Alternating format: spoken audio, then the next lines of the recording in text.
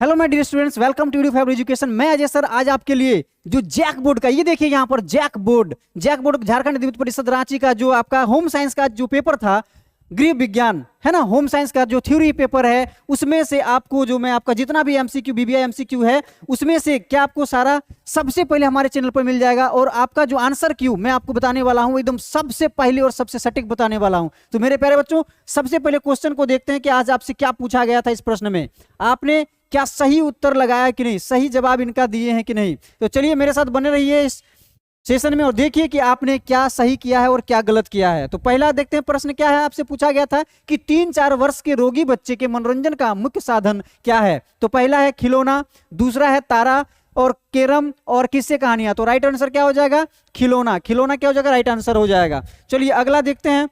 अगला आपसे पूछा गया है कि ऊष्मा एवं शक्ति उत्पादन पदार्थ है किसका? वसा का, कार्बोहाइड्रेट का, प्रोटीन का या विटामिन का? ऊष्मा एवं शक्ति, देखिए क्या है, ऊष्मा एवं शक्ति उत्पादन किसका है? तो कार्बोहाइड्रेट का। ठीक है, चलिए अगला प्रश्न देखते हैं। अगला प्रश्न आपसे पूछा गया कि पारिवारिक आय, देखिए पारिवारिक आय तथा परिवार के सदस्यों की संख्या पर आधारित होता है क्या? आहार योजना, आधारीय आहार या फिर आहार प्रबंधन या इनमें से कोई नहीं। तो पारिवारिक आय का परिवार के साथ क्या होता है? क्या होता है? आहार प्रबंधन। तो 3 इज राइट आंसर, आहार प्रबंधन। ठीक है, चलिए अगला देखते हैं। अगला प्रश्न देखते हैं कि अगला प्रश्न है कि कुपोषण से बचने का उपाय है क्या? संतुलित आहार, पर्याप्त आहार, मांसाहारी आहार या शाकाहारी आहार। तो राइट आंसर क्या हो जाएगा? ए, संतुलित आहार कुपोषण से बचने का सबसे सटीक उपाय है कि नहीं। चलिए अगला देखते हैं। अगला क्या है? शिशु की शारीरिक वृद्धि के लिए उनके आहार का मुख्य तत्व क्या है? शिशु की शारीरिक वृद्धि के लिए आहार का मुख्य तत्व क्या है? विटामिन है, खनिज लवण है, जल है, प्रोटीन है। तो राइट आंसर क्या हो जाएगा मेरे प्यारे बच्चों? प्रोटीन हो जाएगा राइट आंसर। ठीक है, राइट हो जाएगा प्रोटीन आंसर, ये आपका 4। ठीक है, चलिए अगला देखते हैं। आपको सबसे पहले और सबसे सटीक उत्तर आपको हमारे यूट्यूब फाइबर चैनल पे मिल जाएगा, तो इसके साथ चैनल के साथ बने रहिए। और देखिए अगला प्रश्न क्या है। अगला प्रश्न है कि जन्म के समय शिशु का औसत भार क्या होता है? क्या होता है? 2 किलोग्राम, 3 किलोग्राम या 2.5 किलो से 3.5 kg या फिर 4 किलो। तो राइट आंसर क्या हो जाएगा? 2, 2.5 से 3.5 kg राइट आंसर हो जाएगा। चलिए अगला देखते हैं। खेल से बच्चों में किसका विकास होता है? खेल से बच्चों में किसका विकास होता है? शारीरिक विकास होता है, मानसिक विकास होता है या शारीरिक मानसिक दोनों होता है या इनमें से कोई नहीं। तो क्या हो जाएगा right answer? Right answer C, शारीरिक और मानसिक विकास दोनों होता है। चलिए अगला प्रश्न देखते हैं। अगला प्रश्न है कि दूध में पाया जाने वाला प्रोटीन कौन सा है? दूध में पाया जाने वाला प्रोटीन क्या है? फाइब्रिन है, केसिन है, एल्ब्यूमिन है या फिर जीन है। तो मेरे प्यारे बच्चों क्या हो जाएगा राइट आंसर? केसिन। दूध में पाए जाने वाला प्रोटीन केसिन है। चलिए अगला देखते हैं कि अगला प्रश्न क्या है। खाद्य संरक्षण किया जा सकता है, यानी खाद्य संरक्षण किया जा सकता है सूक्ष्म जीवाणुओं को दूर रखकर, मारकर या निकालकर, इनमें से सभी। तो राइट आंसर क्या हो जाएगा? इनमें से सभी। इस तरीके से हम लोग खाद्य संरक्षित कर सकते हैं। तो राइट आंसर क्या हो जाएगा? राइट आंसर हो जाएगा इनमें से सभी। चलिए अगला देखते हैं। अगला क्या है कि रेशमी वस्त्रों को धोने के लिए किसका प्रयोग किया जाता है? सोडा का, मिट्टी का, अपमार्जक का या रीठे का, सत्वों का। क्या उपयोग किया जाता है? तुरंत फटाफट मारो कि जो रेशमी वस्त्रों को धोने के लिए उपयोग में लाया जाता है वो अपरमार्जक है। ठीक है, अपरमार्जक याद रखो, अपरमार्जक। ठीक है, चलिए साथ में ये भी मिलाते जाओ कि आपने क्या मारा है, क्या टिक करके आया है। सबसे पहले और सबसे सटीक आपको ईडू फाइबर पर ही मिलने वाला है। आप पेपर दे करके आओ और यहां पर आंसर की मिलाओ। ठीक है, तो चलिए अगला देखते हैं। अगला क्या है? अगला है कि ऊनी वस्त्रों का कल्फ लगाया जाता है किससे? गोंद का, अखरोट, अरारोट का या चावल का या इनमें से कोई नहीं। तो मेरे प्यारे बच्चों क्या हो जाता है? ऊनी वस्त्रों में कलफ लगाया जाता है चावल का। राइट आंसर क्या हो जाएगा? चावल। देखिए अगला प्रश्न क्या है कि नियमित धुलाई से वस्त्र क्या होते हैं? साफ रहते हैं, दुर्गंधित रहते हैं या दुर्गंध रहित रहते हैं, रोगाणु रहित रहते हैं या इनमें से सभी। तो मेरे प्यारे बच्चों अगर हम नियमित धुलाई कपड़ा का करते हैं तो इनमें से सभी राइट आंसर हो जाएगा कि दुर्गंध रहित रहते हैं, साफ भी रहते हैं और रोगाणु रहित भी रहते हैं। ठीक है, चलिए अगला प्रश्न देखते हैं कि बच्चों के अस्थाई दांत कब से कब निकलने लगते हैं? देखिए यहाँ पर बात कर रहा है अस्थाई का, तो 2 वर्ष की उम्र से, 4 वर्ष की उम्र पे या 6 वर्ष की उम्र से या 8 वर्ष की उम्र से। तो मेरे प्यारे बच्चों राइट आंसर क्या हो जाएगा? 13 का सी, 6 वर्ष की उम्र से। ठीक है, चलिए अगला देखते हैं। अगला प्रश्न आपके सामने है कि निम्न में से कौन शारीरिक विकास के अंतर्गत नहीं आता है? तो लंबाई, वजन, भाषा और दांत। तो राइट आंसर क्या हो जाएगा? भाषा, जो कि शारीरिक विकास के अंतर्गत नहीं आएगा। वजन भी आएगा, लंबाई भी आएगा, दांत भी आएगा, ये सब शारीरिक विकास के अंतर्गत आता है। भाषा इसके अंतर्गत नहीं आता। तो राइट आंसर क्या हो जाएगा? थ्री। ठीक है, क्या हो जाएगा? भाषा। चलिए अगला देखते हैं।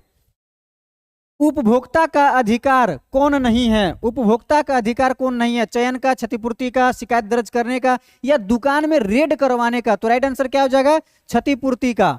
ठीक है, राइट आंसर क्या हो जाएगा? क्षतिपूर्ति का। चलिए अगला देखते हैं।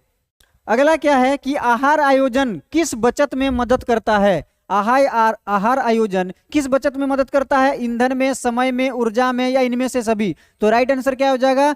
4, इनमें से सभी। क्योंकि आहार आयोजन आपको ईंधन भी बचाता है, ऊर्जा भी बचाता है और समय भी बचाता है। तो राइट आंसर क्या हो जाएगा?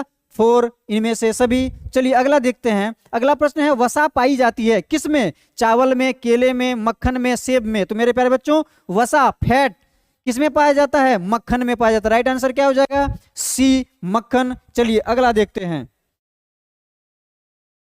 आपको अपना आंसर की सटीक और बढ़िया से देखने के लिए आपको EduFiber को चैनल को सब्सक्राइब कर लेना है और साथ में आपको एग्जाम दे करके आओ और यहाँ पर आंसर की मिलाओ। ठीक है, तो चलिए देखते हैं कि विटामिन डी की कमी से कौन सा रोग होता है? जुकाम होता है, रिकेट्स होता है, बेरी होता है, स्कर्वी होता है? तो मेरे प्यारे बच्चों क्या होता है? रिकेट्स होता है। विटामिन डी की कमी से रिकेट्स होता है, जिसमें पैर थोड़ा सा मुड़ जाता है, टेढ़ा हो जाता है। ठीक है, चलिए अगला प्रश्न देखते हैं। अगला प्रश्न है कि बच्चों का साधारण रोग है। बच्चों का साधारण रोग क्या है? हैजा है, प्लेग है, चेचक है, या सर्दी खांसी है? तो क्या हो जाएगा राइट आंसर? सर्दी खांसी बच्चों का कॉमन रोग है। चलिए अगला देखते हैं कि किस रोग में हीमोग्लोबिन की मात्रा कम हो जाती है? किस रोग में हीमोग्लोबिन की मात्रा कम हो जाता है, यानी खून की कमी होने लगती है? स्कर्वी में, घेंघा में, एनीमिया में, रतौंधी में? तो राइट आंसर क्या हो जाएगा? एनीमिया में। एनीमिया में खून की कमी हो जाती है, हीमोग्लोबिन की मात्रा कम हो जाता है। ठीक है, चलिए अगला देखते हैं। अगला है ताश, शतरंज, चौपड़ आदि किस प्रकार का खेल है? ताश, शतरंज, चौपड़ तथा आदि किस प्रकार का खेल है? शारीरिक खेल है, कल्पनात्मक खेल है, बौद्धिक खेल है, या सामाजिक खेल है? तो मेरे प्यारे बच्चों क्या हो जाए राइट आंसर? सी, बौद्धिक खेल है।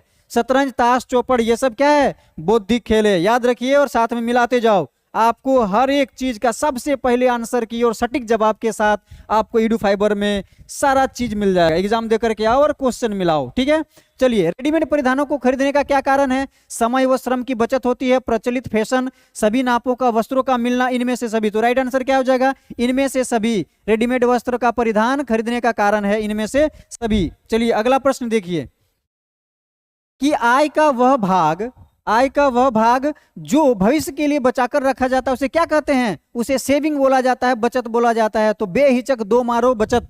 ठीक है, चलिए अगला देखते हैं। चलिए भौतिक संसाधन है इनमें से क्या? इनमें से क्या है? धन है, जमीन है, मकान है, इनमें से सभी? तो मेरे प्यारे बच्चों भौतिक संसाधन इनमें से सभी है, यानी डी राइट आंसर, इनमें से सभी। चलिए अगला देखते हैं। अगला प्रश्न है कि आहार आयोजन का दायित्व मुख्य रूप से होता है, किसको होता है? तो गृहिणी को होता है, न पड़ोसी को होगा, न शिशु को होगा, न दुकानदार को होगा। आधार आयोजन का दायित्व गृहिणी को होता है। Right answer option number A बिल्कुल सही जवाब। चलिए आगे देखते हैं। आगे क्या है? खिलौने का रंग होना चाहिए। खिलौने का रंग कैसा होना चाहिए? तो खिलौने का रंग काला होना चाहिए, पक्का होना चाहिए, कच्चा होना चाहिए, या इनमें से कोई नहीं? तो मेरे प्यारे बच्चों खिलौने का रंग जो होना चाहिए वो बिल्कुल पक्का होना चाहिए। ठीक है, तो राइट आंसर हो जाएगा 26 का 2 पक्का। ठीक है, चलिए अगला देखते हैं।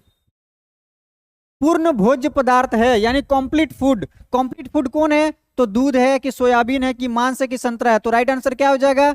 1A दूध कंप्लीट फूड है, दूध। ठीक है, मिल्क। चलिए अगला देखते हैं। अगला है कि रक्त के थक्का जमने में किस विटामिन की सहभागिता होती है?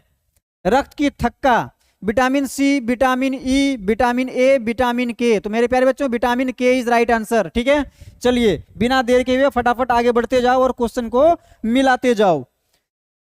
चलिए सबसे चंद सेकंड में, कम समय में आपको आंसर की फटाफट बताने वाला, और अपने आप जांच कर सकते हो कि आपका कितना स्कोर हुआ है। उपभोक्ता संरक्षण अधिनियम कब लागू किया गया था?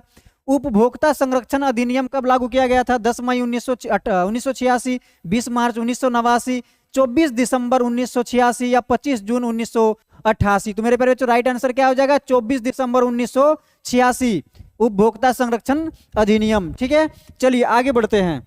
आगे अगला क्वेश्चन है कि शुष्क धुलाई में इस्तेमाल किया जाता है, शुष्क धुलाई में कौन सा इस्तेमाल किया जाता है? सूखा पाउडर, गर्म पानी, रासायनिक विलायक या इनमें से कोई नहीं? तो राइट आंसर क्या हो जाएगा? रासायनिक विलायक का उपयोग किया जाता है शुष्क धुलाई में। ठीक है, चलिए अगला देखते हैं। अगला देखते हैं कि घर पर कपड़े धोने से किसकी बचत होती है? आप घर में कपड़े धोते हो, अब बताओ क्या होता है कि घर पर कपड़े धोने से किसकी बचत होती है? समय की होती है, धन की होती है, साबुन की होती है, इनमें से सभी। मेरे प्यारे बच्चों घर में कपड़े धोने से किसकी होती है? किसकी बचत होती है? धन की होती है। ठीक है, चलिए अगला प्रश्न देखते हैं। अगला प्रश्न क्या है कि विश्व उपभोक्ता दिवस कब मनाया जाता है? कब मनाया जाता है विश्व उपभोक्ता दिवस? 15 मार्च, 20 मार्च, 15 जून या फिर 20 अप्रैल? तो 15 मार्च को। चलिए अगला देखते हैं। अगला क्या होगा? विटामिन सी का रासायनिक नाम क्या है? विटामिन सी का रासायनिक नाम क्या है? विटामिन सी का ascorbic acid, nicotinic acid, thiamine या फिर रिबोफ्लिन क्या है? तो एस्कॉर्बिक एसिड हो जाएगा राइट आंसर। ठीक है, विटामिन सी का। चलिए अगला देखते हैं। अगला क्या है? 4 वर्ष का बालक पुस्तकों में अंकित किन बातों से जल्दी सीखता है? जो 4 वर्ष का बच्चा होता है वो पुस्तकों में अंकित किन बातों से सीखता है? रंगीन चित्र को देख करके, लिखावट से या कहानी से या रेखा चित्र से? तो मेरे प्यारे बच्चों रंगीन चित्र से वो जल्दी सीखता है। ठीक है, चलिए अगला प्रश्न देखते हैं। अगला प्रश्न है कि निसंक्रमण का प्राकृतिक साधन है, निसंक्रमण का तपाना, शुद्ध वायु और सूर्य की रोशनी, उबालना या फिर जलाना? तो मेरे प्यारे बच्चों राइट आंसर क्या हो जाएगा? उबालना। ठीक है, निसंक्रमण का प्राकृतिक साधन है उबालना। ठीक है, यानी बॉइलिंग। तो चलिए आपने ये सारा क्वेश्चन को देख लिया बढ़िया से कि क्या है ये जो सारा प्रश्न आपको, आप एग्जाम दे करके आना, ईडू फाइबर चैनल पर आना, और आपको हर एक जो भी एक एग्जाम दे करके आ रहे हो सारा का सारा सॉल्व किया हुआ आंसर की आपको यहां पर मिल जाएगा। आप इससे अपना स्कोर देख सकते हैं। ठीक है, सबसे सटीक और सबसे पहले वीडियो ला करके मैं आप लोग के सामने खड़ा कर दूंगा। आप एग्जाम दे करके आना और सबसे पहले ईडू फाइबर में आकर के ये सारा वीडियो आप अपना देख करके और आपस में आंसर मिला लेना। ठीक है, तो आज का सेशन ये पे समाप्त करते हैं। जय हिंद। नेक्स्ट वीडियो का इंतजार कीजिए, एग्जाम दे करके आइए और आंसर मिलाइए। ठीक है, चलिए बहुत बहुत